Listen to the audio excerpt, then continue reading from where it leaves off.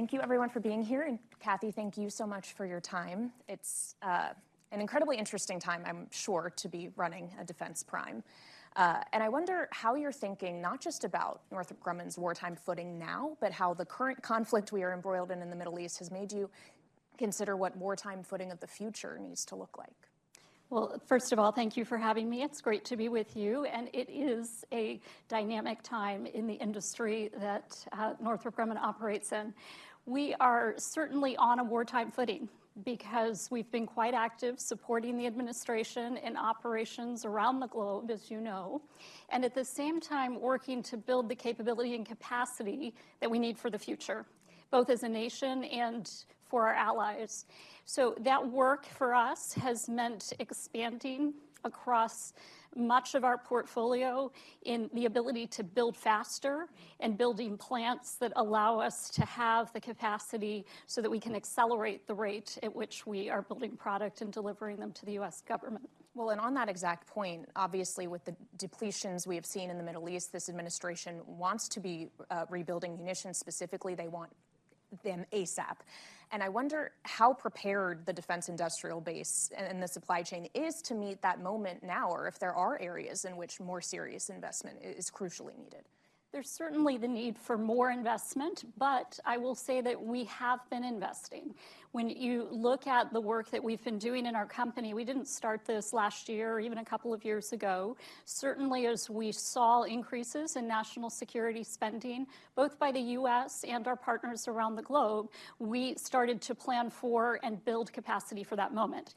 We just in the last 2 years alone have added 2 million more square feet of manufacturing space. We've opened those facilities. They are producing today. I'll be at a facility tomorrow walking the floor, and it is a buzz with activity in our manufacturing plants today. So that work has been underway and is delivering results today. With that said, there is more capacity expansion planned because, to your point, the administration sees the need for far more, sometimes 2 times, 4 times the amount of capacity that we have in place at this moment. Well, and when you consider what they're trying to ramp up, things like THAAD and Patriot systems, because we've been using them for air defenses in the Middle East, how much of that is about expanding a factory footprint versus being reliant on specific components like solid rocket motors being able to be ramped up quickly? We build solid rocket motors, as you know, and we have seen that that area of the supply chain had limitations because in most cases, each weapon only had one company qualified to produce. And when you have an expectation to very dramatically increase capacity, one company trying to do that across multiple weapon systems obviously has limitations. So the government has sought more sources. And for tactical missiles, Northrop was not a primary provider. And we're getting the opportunity now to become a second source supplier for solid rocket motors in that area. We had focused more on strategic missiles, think bigger solid rocket motors. And now we are getting qualified to produce some of the smaller ones for products like PAC-3. Do you see more room to grow in the munitions space specifically, since it seems that that is an area of acute focus for the Pentagon right now? Yes, we believe that's going to be one of the fastest growing parts of our market, if not the fastest growing market. And we are positioned with capacity. I mentioned that 2 million square feet of manufacturing space. Some of that is dedicated to solid rocket motor production, and we had a head start there. We started that investment more than 3 years ago. So we've already doubled capacity. We have another plant that we are building today that will take capacity to about 3x what it was when we started this expansion. So that positions us as we are signing these new contracts and becoming qualified to be a supplier to be ready to go now. Well, and I want to go back to your point about how sometimes there is one supplier of one key component. Is that the biggest challenge in scaling up so much of this, is specific bottlenecks in the supply chain such as that? And do you feel like you have enough visibility into the sub-tier parts of the supply chain right now? we have been focused on increasing that visibility all the way down the supply chain. We've always had very good visibility to our first tier and even our second tier supply, but we now are down to the material level, the very commodities that our first and second tier suppliers are relying upon, and we're doing capacity planning with those suppliers as well, so that we can assure from the very basic parts, which in a solid rocket motor is chemicals, for instance, that we have enough supply to build all the way up to the manufactured product. Well, and you're doing this work as a company, but what is the Pentagon asking of you in terms of its own visibility into that? Are they seeking information from you or giving you information? It's a little bit of both. It is a partnership. It is mostly asking for the information that we have and then offering to supplement that because they can see beyond our portfolio into the demands of other companies that are supplying them, and they have a fuller picture of what that supply ecosystem looks like in the aggregated demand.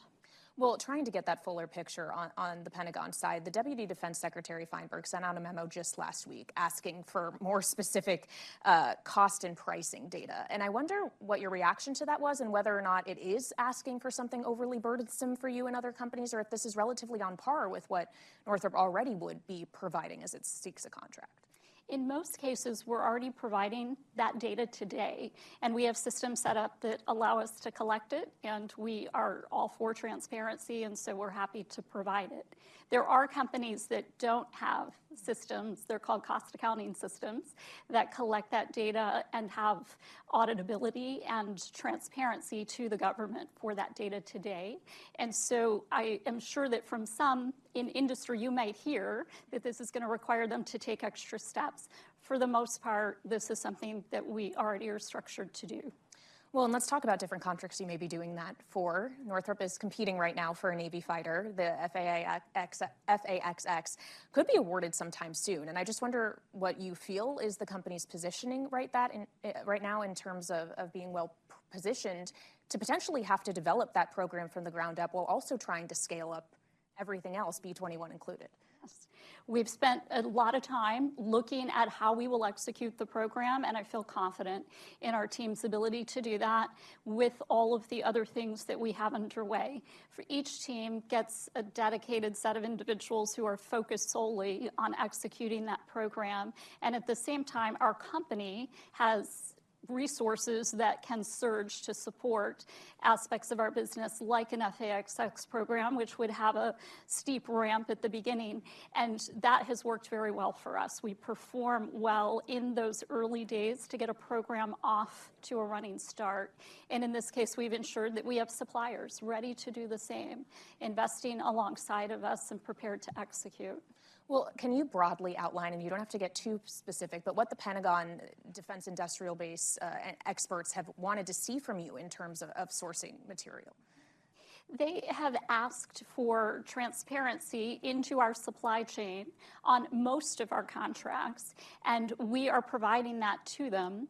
And in many ways, that's something we already are doing ourselves. We want to make sure that that capacity exists, that we know exactly where it's coming from, and that we have price transparency so that we can negotiate on behalf of ourselves, but also the federal government in those engagements. What I will say is there are certain aspects of the supply chain. Take microelectronics, for instance, where we have some dependency on rare earths. We need government assistance in those areas because we aren't just working to build a supply chain. We need a supply chain that has national security resiliency built in. And if the economics do not support those minerals being mined, packaged, and available from trusted sources, we can't change that broader ecosystem alone as a company.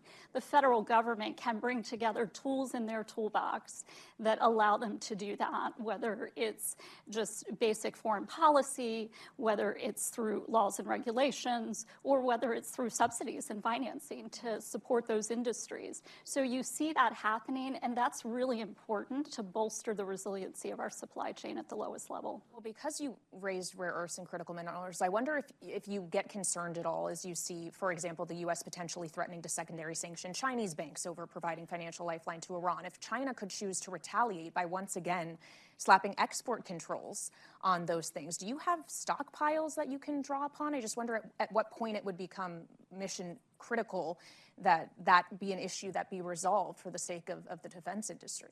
We do have stockpiles that we can rely on, and we have a plan, more importantly, to remove those dependencies over time. And that is happening, as I said, in conjunction with steps the U.S. federal government is taking to enable an ecosystem of supply to exist outside of China. I want to talk about the B-21 and the investment that you are making into that program. You've committed $2.5 billion through 2029. What gives you the confidence to make that investment? Is there a way in which this contract is structured to ensure that those orders are going to be there to provide protection of those dollars that you were putting in? We have a clear demand signal from our customer that they will buy at that higher rate if we are able to produce. And we have an evaluation ongoing by the U.S. Air Force to determine a program of record size. Right now, it is at least 100 aircraft, and we anticipate that that may increase as a result of comments that have been made from COCOM commanders who have said, we need more B-21s. And so we wanted to go ahead and take the first step and demonstrate that we will commit the investment to increase the rate at which we produce to enable them to consider a larger program of record. Is it the companies that should be bearing that burden, that financial risk of building out capacity such as that? Or should it be more reliant on the Pentagon itself providing that funding? I believe it should be a partnership, and in the case of B-21 it is. We need a clear demand signal and one that the government will stand behind on a multi-year basis.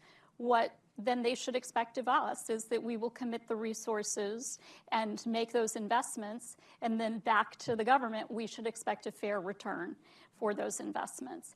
This discussion has been very prominent over the last 18 months in our negotiations, and I think we're very much aligned with the department on what we each need from each other and how these business deals should be constructed. Well, and when we think about these new framework agreements that, of course, are longer in duration, has that changed the game for you? Or because some of them are notional in nature, you have to wait until they translate into an actual firm contract with money behind it before you can really action it? There has to be some trust. I mean, to your point, the intention is good. The contract is the contract. But at the end of the day, we have needed to have that trust. The U.S. federal government operates under annual appropriations. Sometimes those appropriations aren't let on time. And so we have had to lean in as an industry and sometimes finance the federal government to keep programs going. We've had to trust that annual appropriations will continue to support programs. And year after year, those decisions can and sometimes are revisited. So there is an element of trust, but there is that in any business. You have to project demand into the future. There are very few industries where you can get that contractually committed. If I were selling to consumers, no consumer is going to promise me that they're going to buy my goods 5 years, 10 years into the future either. So I don't see this industry as any different. We have to have confidence in that demand signal. And often that confidence comes not just through a contract, but understanding our product, what its use is, and whether that use is going to be enduring in the threat environment that our customers are going to face. And we make those commitments. On appropriations, obviously this administration would like to see a lot more money appropriated to the Pentagon. $1.5 trillion is what they've asked for. They've also asked for billions of dollars in supplemental funding, and it's not clear whether or not either of those things has an immediate future on Capitol Hill. It's a very big question as to what Congress is going to approve, and of course we're coming up on a midterm election. The balance of power could very well change, and many of these agreements that we're talking about extend beyond just the length of a presidential term. So are you confident, frankly, that the government will be holding up its end of the bargain, even if power shifts? I am, and it's because we've now seen over multiple administrations, Democrat and Republican alike, that there has been a reconciliation of national security interest to budget priorities. And it has looked pretty constant for the last decade or so in terms of where our priorities are, how that translates into programmatic funding and appropriations. And defense approps have been some of the most bipartisan bills when when you look at voting. So I do have confidence that that demand signal is going to continue and be fairly steady. There's always going to be some shifts, and we've seen that for sure in each administration within the broader bounds of national security interest as to where their specialized priorities lie.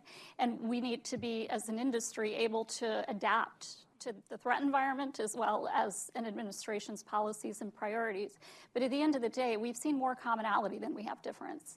And so I expect that's going to continue to be the case. And it's the foundation upon which we make assumptions and make business decisions. Well, and of course, it's not just the U.S. defense budget that the president is interested in. He is encouraging other governments to invest more into their own defense industrial bases, NATO and European allies specifically. Does that open up opportunity internationally for Northrop Grumman? How are you thinking about that?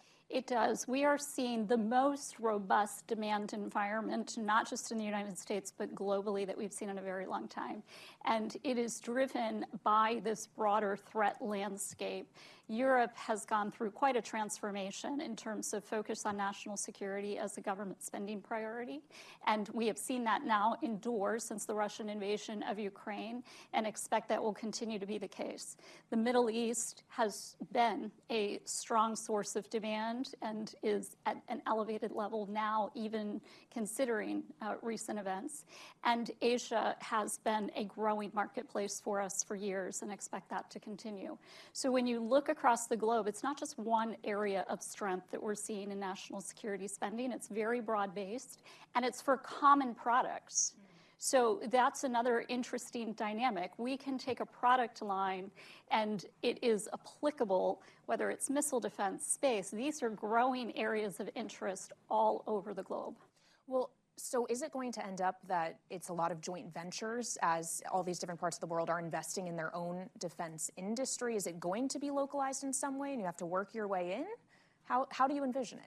It is localized to some degree. We try to ensure that there's local content for business partners and suppliers in any country where we're selling. It's varying degrees. You know, sometimes we're building a product, designing, developing, and building it in the United States, and it's the integration that's happening with a local partner. Other times, it's pure co-development with an international partner, where from the beginning, we are working together to build the product. And then sometimes it's co-production, where we have designed a product and we will sell that IP to a partner to build in country. So all different types of models can work, but what we see is our customers in other countries want some sovereign content. They want to see jobs in their country. They want to see the ability to share in the economic gain of what they're spending on national security. Well, as the administration is pushing for other countries to be thinking more critically about these things and spending more money, there's other initiatives that have come with Trump 2.0, including the Golden Dome. Where is that in the arc of idea from the president, PowerPoint presentation, to actual contracts and things getting real? Where are we in the arc? It's very tangible. We have an architecture, we have programs, and we are executing on those programs. And, you know, when you think of Golden Dome, it's not a program like B-21 is a program. It is a collection of programs, some of which are new capabilities that don't exist today, and so they're being developed like a space-based interceptor. Others are buying more of things that we already are producing. And so we look in this area called Golden Dome, and I know there's a lot of mystery that's shrouding it because it is complex. It's not one thing that can be pointed to and described, and it's going to continue to evolve over time as the government looks at different products and how they might fit into the architecture. They'll make decisions on what they're going to buy, how much of any given product they're going to buy. So it's also not set in time what is Golden Dome, but a lot of progress has been made in the last 12 months. What share do you realistically expect Northrop Grumman would get in that initiative? There will be a lot of players because it is an architecture. No company is going to have the preponderance of the Golden Dome architecture, nor would we want that. It's a lot of work to be done in a fairly short period of time to get the Golden Dome architecture deployed. And so it is a many company effort. but we are a company that can participate in almost every aspect of the architecture, so we do expect to have a decent share at the end of the day. Well, and including in space-based interceptors, as you mentioned. Critics would say this may be more technologically possible now, but it still may not be cost effective. Is the juice worth the squeeze? Is this something that the U.S. can afford at scale? We believe it can be cost effective, and you made an important point in the way you framed the question. Technology today has advanced to a degree that what may not have been possible, or I would argue was possible, but very expensive 10, 15 years ago, is much more affordable today. And that's the new information that needs to be incorporated into those who are analyzing space-based interceptors and the solutions that are being offered. And the approach that is being taken on Golden Dome is to allow for that prototyping and then demonstration before the government commits to a particular solution. And that makes a lot of sense. As we're thinking about what the government is committing to or what it would like to be able to commit to, Golden Dome, things we've already discussed, building out more munitions capacity, investing in the nuclear triad. You want the submarine, Sentinel, B-21, as we talked about. Can it do all of these things realistically at the same time, or do there have to be trade-offs somewhere? And if so, where do you expect those hard trade-offs might be? We believe that industry can provide the capacity and the people to do those things simultaneously. There has to be budget to support it, which is why this administration has asked for a $1.5 trillion defense budget. And to the extent that that is funded, then yes, all of these programs fit within that budget request. If that is not funded, then there are going to be priorities that need to be selected. And what we see is that the programs that we have are largely sitting in the base budget, which is a reflection that they are the priorities, continuing our nation's strategic deterrent, increasing munitions spending, supporting programs that are well underway in development and production. And so we feel well positioned, even if the base budget is what is funded this year, but we certainly recognize the need for more and are hopeful that Congress will find a path to at least support above the base budget. When you think about what's needed for ongoing operations, when you think about the impacts of inflation over the last 5 years, in real dollars, we're actually spending less on national security today than we were before the pandemic. And that's what the administration has recognized and wants to make up for with these significant increases in budget requests. I'd like to talk about technology in our remaining moments before we turn things over to the audience. Where are the next technology areas that Northrop is excited about? We talked about space-based interceptors, but where else? Asking me to pick a technology area that our team is most focused is like asking me to tell you which of my children I like better. I can't do that. And that's the beauty of our company and our industry. We serve a common purpose, which is national security, but we operate across a very wide spectrum of technologies, everything from microelectronics and the future of compute, including quantum computing, to areas in space that involve space exploration, space resiliency, which are new arts and missions being conducted in space. And then, of course, aerodynamics and the future of aviation are also changing. We call B-21 a sixth-generation aircraft, or FAXX a sixth-generation aircraft. That is the future of what our air platforms need to operate in.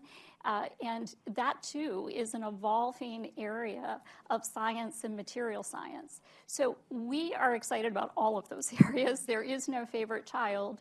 But the important thing is tech is advancing in all of these domains at a faster rate. And so our engineering organization is really delighted to be able to work on such a variety of things and be resourced, not just by us, but by the government to explore these future technologies. Well, and there's new technology disruptors entering the defense space as well. Are they fundamentally competitors to you at the end of the day, or are they bringing additive capabilities that can work alongside you? Both. And that has been the way this industry has operated.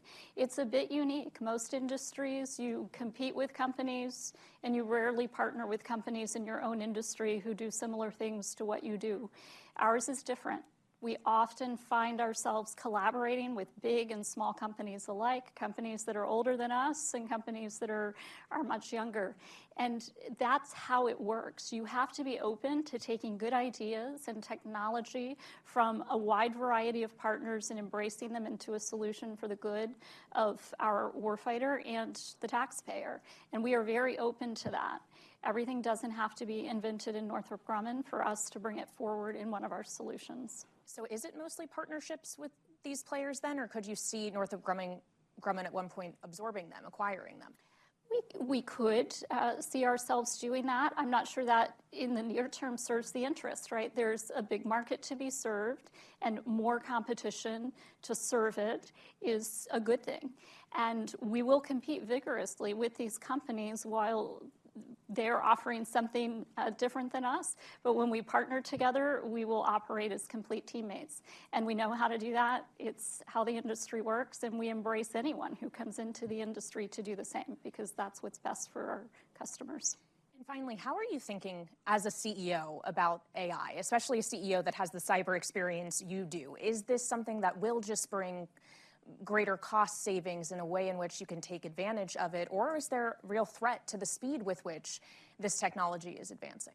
We are seeing it both as a benefit because we can use AI frontier models now to identify vulnerabilities, and then it becomes a responsibility for us to respond quickly to those, so we're having to scale our cyber operations. The good news is, in a company like ours, we have had a robust cybersecurity operation for a long period of time. We don't just have to defend ourselves against actors who might want to seek financial gain. We have to defend our information against adversaries like nation states who want to seek to get access to our designs and secrets. So we have had a very robust cybersecurity program. We're needing to scale it and make sure it can be responsive at a much higher rate of speed to what the frontier models are helping us to identify.